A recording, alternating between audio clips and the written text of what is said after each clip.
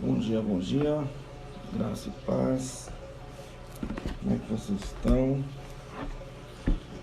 Deus honre e abençoe a vida de cada um de vocês. Nós estamos aqui iniciando mais uma live. Esses 2 últimos dias nós não fizemos a live de devocional devido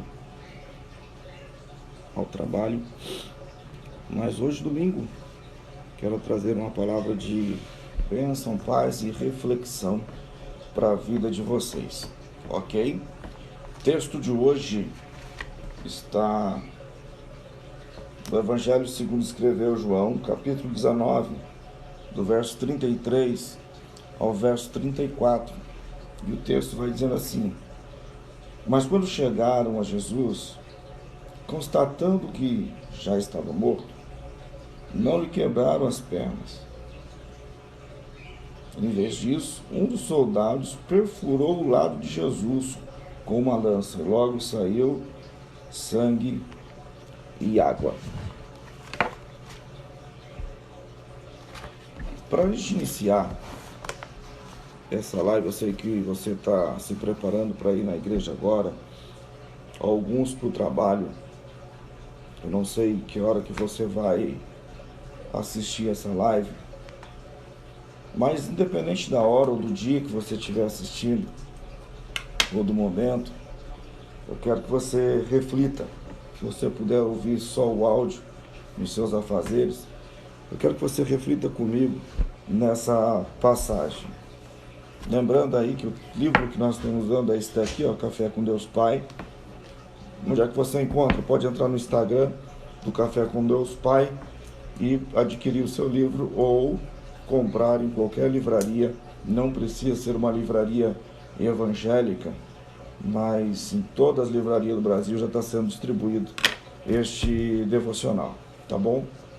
Mas lendo esse texto aqui, primeiro eu quero que você reflita no que nós vamos dizer, e antes de você parar para pensar sobre tudo quanto se passa na sua vida e fazer com que os sentimentos sejam o foco da sua vida cotidiana, eu quero primeiro trazer o fator histórico do porquê não quebraram as pernas de Jesus e porquê quebravam as pernas daqueles que estavam crucificados, ok? Roma tinha por costume crucificar os malfeitores, ou seja, aqueles que eram tidos como malditos, como traidores de Roma. E para dar exemplo a todos da região, colocava-se a pessoa crucificada na beira da estrada ou no alto de uma colina, para que todos que passassem pudessem ver que aquela pessoa foi condenada por Roma por rebeldia, ou por algo terrível, ou por ser uma pessoa amaldiçoada. Segundo fato, para acelerar a morte do crucificado, porque como estavam de braços abertos em cima da cruz e os pés também cravados na cruz, eles se mantinham em pé para que o pulmão não fosse comprimido e morresse então sufocado. A morte na cruz era tão dolorosa porque imagina você ficar pendurado com as mãos e os pés furados do sol durante um período e cansaço. Então a morte na cruz ela era por asfixia, ou seja, quando não se suportava mais o peso do corpo, então descia o peso do corpo, comprimia os pulmões e eles morriam por asfixia. E por que Jesus não morreu assim por asfixia? E por que não quebraram as pernas? Então os romanos, para acelerar a morte do crucificado, quebravam as pernas. E então, quebrando as pernas, perdia a sustentação e o pulmão era comprimido, morria por asfixia. Por que não quebraram as pernas de Jesus? Porque também na lei dizia que quando o cordeiro, o corban, Pesach, o cordeiro pascal, fosse morto, tinha duas condições: não podia ser sufocado, tinha que ser degolado, e não podia quebrar nenhum dos seus ossos. Não podia ser quebrado nenhum dos seus ossos. Então era preparado o cordeiro para a Páscoa, mas nenhum dos seus ossos podiam ser quebrados. Jesus era o cordeiro pascal, Corban Pessach, ou seja, o cordeiro pascal, o cordeiro que deveria ser morto por nós. A cruz foi o altar aonde o cordeiro Jesus foi imolado, ok? Só para vocês entenderem. Então, Jesus não podia morrer por asfixia e também não podia ter nenhum dos seus ossos quebrados, ok?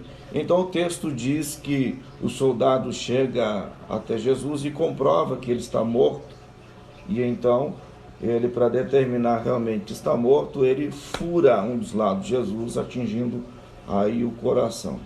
Segundo alguns estudiosos médicos sabem muito bem disso, pouco abaixo do coração existe uma bolsa d'água que serve como uma espécie de amortecedor, um colchão para o coração, para alguns impactos do coração. Então é uma pequena bolsa d'água que o organismo nosso, os órgãos internos possuem para proteger o nosso coração, ok?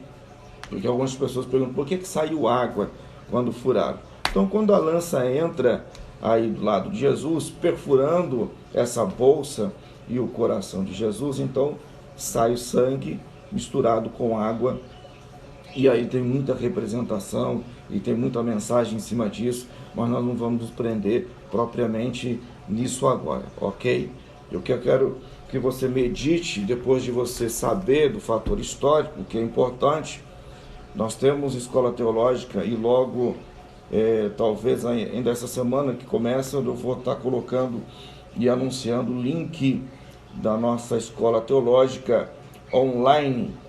O site já está pronto e você que quer fazer escola teológica com a gente, você vai poder estar fazendo, e nós vamos tirar alguns dias de live tirando dúvida da teologia e respondendo perguntas de pessoas que se interessem pelo assunto da teologia, tá bom? Diversas matérias aí.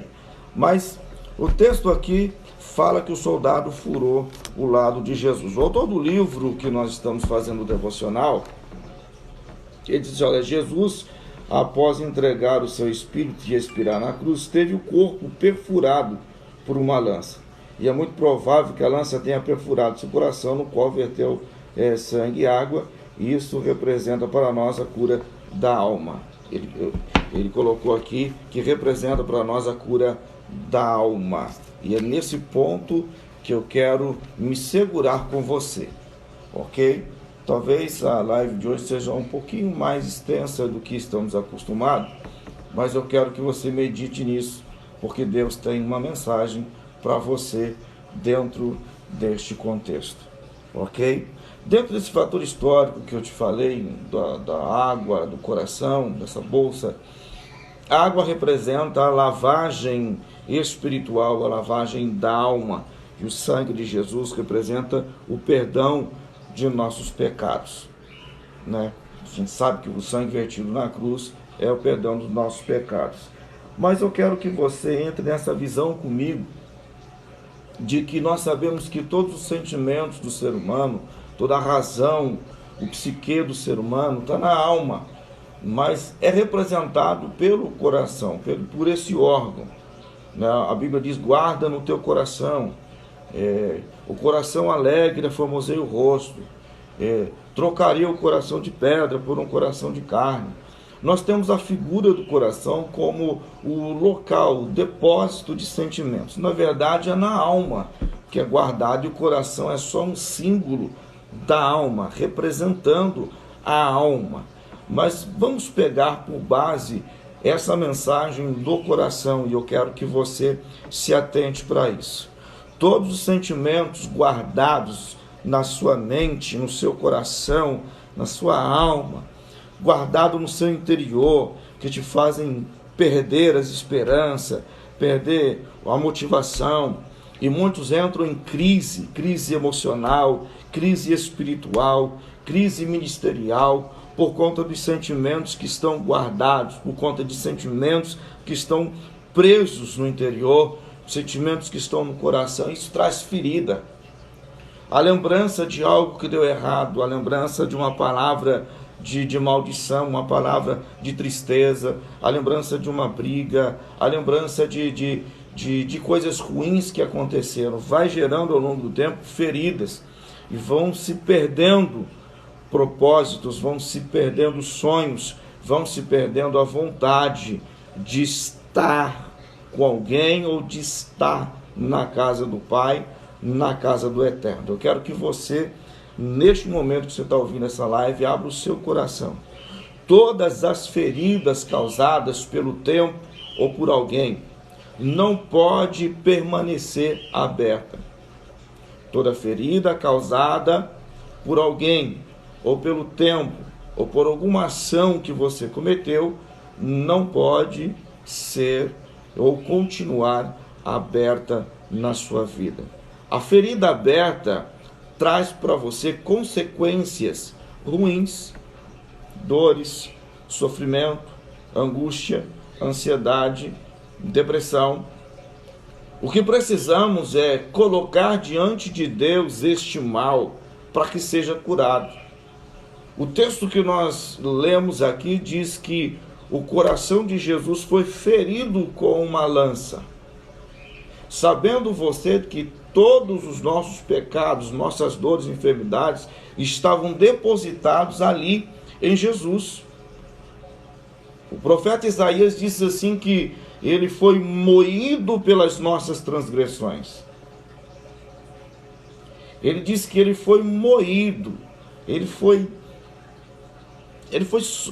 teve um sofrimento muito grande, diferenciado dos outros ladrões que estavam na cruz, que apenas foram crucificados. Ele passou a madrugada apanhando, perdendo sangue, foi escoteado, estava desidratado. Ele expressa na cruz que tem sede. Imagina o maior sofrimento, esgotado emocionalmente e fisicamente. E talvez você se encontre dessa maneira, esgotado emocionalmente e fisicamente. Saiba de uma coisa: o nosso Jesus morreu na cruz do Calvário e não foi barato, custou caro para ele, custou tudo que ele era e tudo que ele tinha. E aí você está ferido por um sentimento que está colocando você para baixo, destruindo você, destruindo seus sonhos, destruindo quem está à sua volta, porque não é só você quem sofre, são os outros. É preciso entender que ali na cruz do Calvário, Jesus, com todas as dores e sofrimento, recebendo palavras de maldição sobre ele, e as pessoas debochando dele, ele ainda teve força para dizer: Pai, perdoa, porque não sabem o que fazem. A palavra de hoje para você, para liberar este mal que está na sua vida, é perdão. Diferente do que algumas pessoas acreditam, o perdão não é sentimento. Perdão não pode ser tratado como sentimento. O sentimento do perdão ainda não me veio. Perdão não é sentimento. Perdão é decisão. Se você depender ou querer que o perdão vire sentimento, você vai morrer mal, doente da alma, doente do corpo, doente da mente, mal com as pessoas, não vai viver o melhor de Deus nessa terra e ainda perderá a sua salvação. Porque perdão não é sentimento. Você consegue dizer para você mesmo: perdão não é sentimento. Se você que está acompanhando a gente puder escrever aí, agora: perdão não é sentimento. Eu dou aula já há alguns anos de teologia. Tive um hiato de tempo de parada em dar aula e retornei há pouco tempo agora, cerca de um ano, e eu me lembro até hoje foi da segunda escola teológica que eu me formei, e um dos meus professores, ele sempre, toda a aula ele dizia: escrevem o que eu estou dizendo, escrevem o que eu estou pondo na lousa, porque cerca de 80% da sua memória será fotográfica, e o que a memória grava cai no coração. Então escreve: perdão não é sentimento.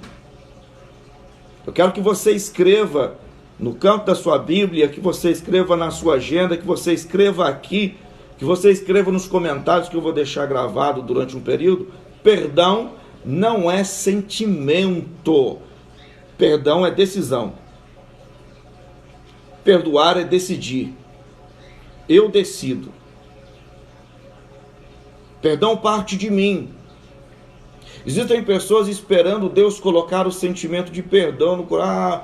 Quando Deus trabalhar no meu coração, quando Deus trabalhar em mim. Não é assim que funciona. O perdão tem que partir de mim. Jesus da cruz do Calvário olhou para aquelas pessoas que estavam mal, que o maltrataram, pessoas que o chicotearam, pessoas que o amaldiçoaram, pessoas que queriam vê-lo morto. Ali haviam também alguns sacerdotes, haviam também os fariseus, haviam ali pessoas que o amavam, mas também pessoas que o odiavam, e todos queriam vê-lo morto. Porém, Jesus liberou ali o perdão. Dá para você entender que Jesus liberou perdão para aquelas pessoas e morreu na cruz para perdoar você dos seus pecados. Nós vivemos uma época em que nossas igrejas, nos nossos púlpitos, ouvimos diversas mensagens, mas a mensagem da salvação está ficando esquecida. O apóstolo Paulo deixou escrito e disse: consolai-vos uns aos outros com esta mensagem. A mensagem de quê? De salvação, libertação, de moradia com Deus, de ser resgatado, de ter a sua alma resgatada pelo Eterno, pelo Criador. Às vezes me indigna sentar com um cristão e perguntar para ele por que Jesus veio ao mundo e ele não sabe a resposta exata. Parece que ele está na igreja apenas no meio do povo. Eu preciso entender a razão da minha salvação. Jesus pagou caro na cruz para me dar de graça a salvação. Você entende? A salvação é de graça, mas não foi de graça, porque Jesus pagou um preço que era para mim e você pagar. E nos perdemos ao longo do tempo, nos perdemos ao longo dos dias, ao longo da semana, por não podermos ou não conseguirmos, não adotarmos a decisão, porque acreditamos que o perdão é sentimento. E se não perdoarmos, olha o que Jesus ensinou. Lembra da oração do Pai Nosso? Lembra? Já preguei muito sobre a oração do Pai Nosso. Em um trecho da oração, Jesus ensina assim: olha, perdoa a mim, me perdoa da mesma forma que eu tenho perdoado. Dá para você entender? Jesus ensina na oração, conhecida como oração do Pai Nosso, para você pedir a Deus para que Ele te perdoe da mesma forma que você tem perdoado as pessoas. Dá para entender isso? Consegue entender? Por que eu estou dizendo que perdão não é sentimento, é atitude, é decisão? Decida não viver mais como você está vivendo. Decida não ser perseguido por este mal. Porque quando o perdão se tornar sentimento dentro de você, haverá sentimento de tristeza, sentimento de dor, sentimento de perda, sentimento de inutilidade. Dá para você entender? Vai entrar em você ansiedade, depressão, angústia, dores. Você não conseguirá realizar coisas. Você não conseguirá ser bem-sucedido. Sua alma ficará ferida. Então perdoe. Libere o perdão para que você tenha paz. Para que você viva em paz. Ah, mas e se a pessoa não me perdoar? O que está em questão não é a pessoa, é você. Dá para você entender? O que está em questão não é a pessoa, é você. É você. Perfuraram o coração de Jesus. Perfuraram seu coração? Perfuraram sua alma?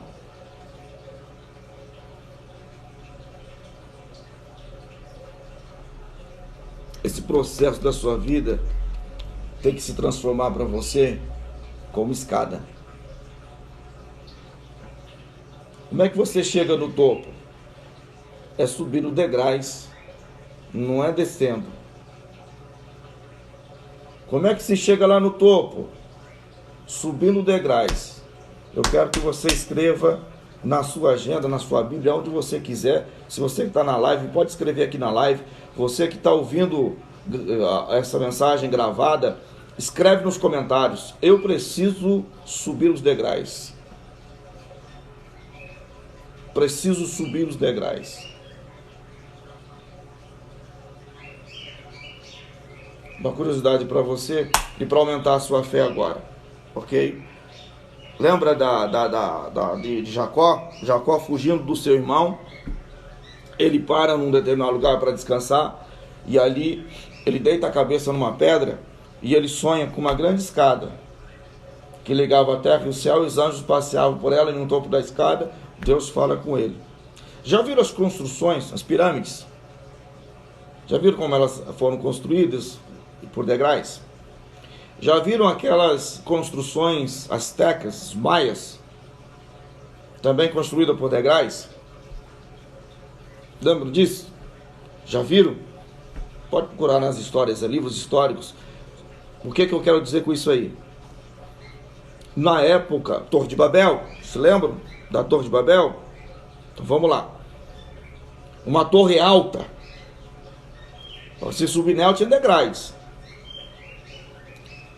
Depois da Torre de Babel, surgiu-se a cultura e se espalhou essa cultura de que os deuses estavam no topo das escadas. Então, os povos da época tinham por costume construir monumentos com degraus, porque acreditavam que no topo estava Deus, a sua divindade, os seus deuses. E Deus se apresenta para Jacó nesta figura, em sonho. Por isso Jacó, quando acorda, unge a pedra que serviu de travesseiro e diz: certamente o Senhor está nesse lugar, eu não sabia. E põe o nome do local de Betel. Betel significa no hebraico casa de Deus. Beit no hebraico é casa. El, a terminação El é uma abreviação de um termo, uma termologia que se dá no judaísmo a Deus. Vamos dizer assim, um dos codinomes dados a Deus. Por isso alguns nomes de alguns profetas ou de alguns judeus terminam em El. Ok? Então deixa eu dizer isso para você. Deus se apresenta nessa figura, nessa imagem para Jacó, para dizer para Jacó que no topo da escadaria está Deus. E que para chegar no topo tem que subir degraus. O processo da sua vida são os degraus. O processo que você vive são degraus que você tem que subir para alcançar a Deus. Tem gente descendo degraus. Tem gente só descendo. Não é para descer, é para subir. É para subir. Deus está querendo que você suba. E um dos degraus que você tem que subir é o perdão. Olha aqui. Escuta isso aqui. A pedra que serviu de travesseiro para Jacó era uma pedra. Não era nada acolchoado. Era uma pedra. Pedra incomoda. Pedra incomoda. Eu me lembro de um ato profético, se eu não me engano, em 1996, que isso ocorreu. Eu tenho um irmão mais velho que eu. Inclusive, ele vai assistir isso. Shalom para você, o nome dele é Josemar.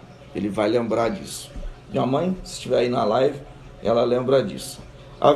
Nós estávamos numa igreja, na cidade de Pindamonhangaba, éramos adolescentes ainda.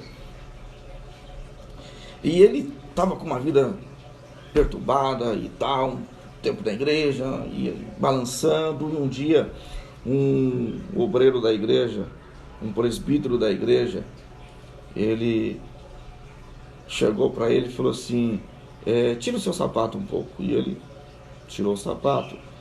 E aquele obreiro, simbolicamente, ele não tinha nada na mão, mas ele simbolicamente foi e como se estivesse colocando alguma coisa dentro do sapato. Você agora coloca o sapato. Meu irmão colocou o sapato e ele falou assim, esta será uma pedra no seu sapato, na sua jornada, para você se lembrar que você tem que voltar para Jesus.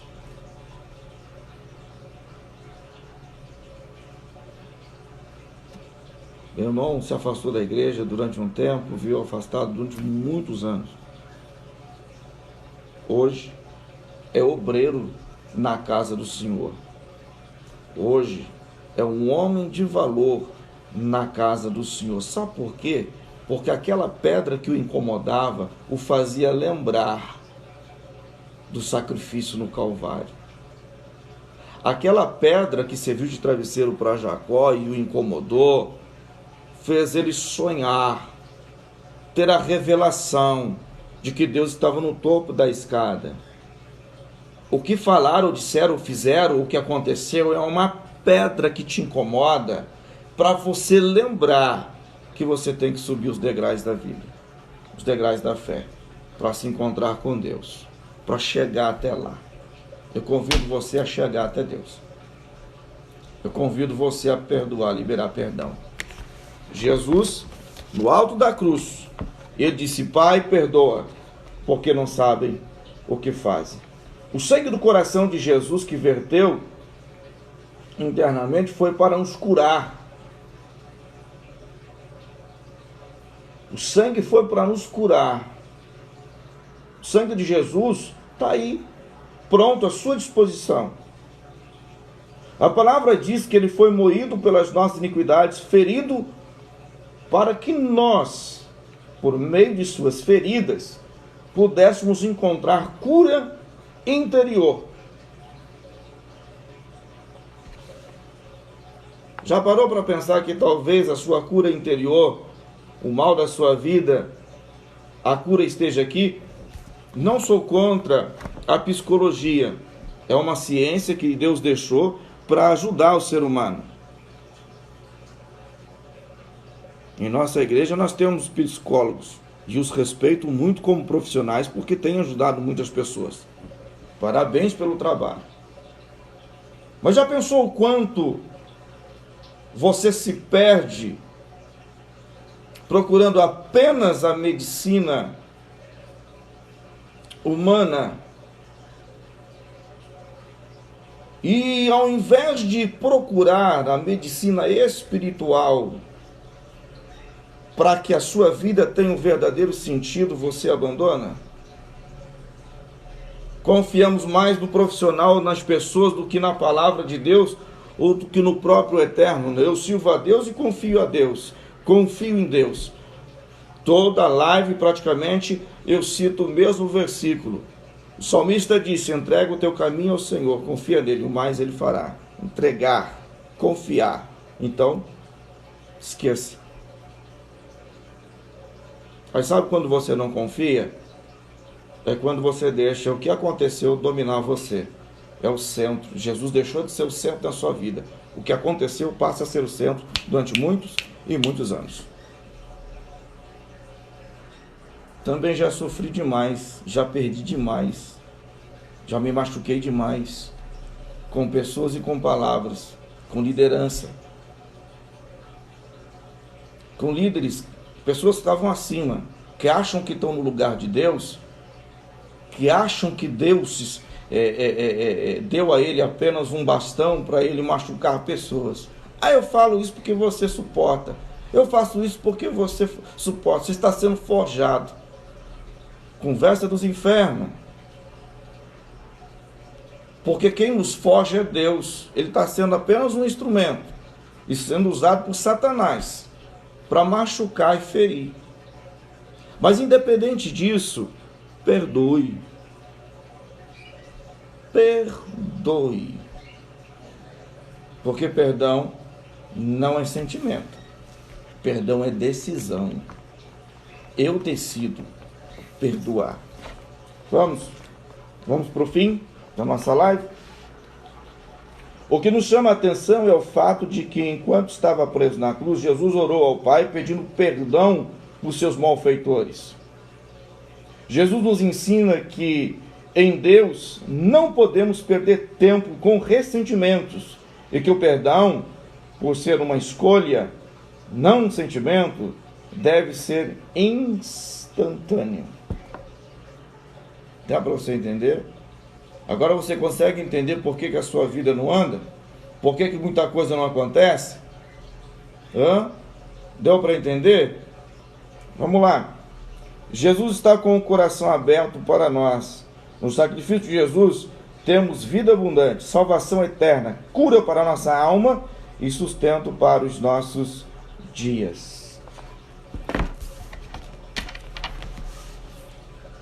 Se prende na salvação de Cristo. Se prende no poder da salvação. Eu quero orar com você e por você. Vai ficar gravado durante um período dessa live. Eu quero que você seja um missionário comigo e envie para o maior número de pessoas que vocês puderem, para serem abençoadas com esta palavra. Que o eterno Deus te abençoe e te guarde. Faça resplandecer em seu rosto seu poder e sua glória, e seja manifesto em você tudo de bom que o eterno tem preparado. Deus, eu ministro sobre a vida destas pessoas, que haja nelas atitude de sair da situação que estão, liberando perdão, pedindo perdão, fazendo com que o perdão saia da atmosfera do sentimento e venha para a atmosfera da decisão. Porque como ministro do Evangelho, eu os abençoo com esta palavra. Amém. Shalom, shalom, Elitraot.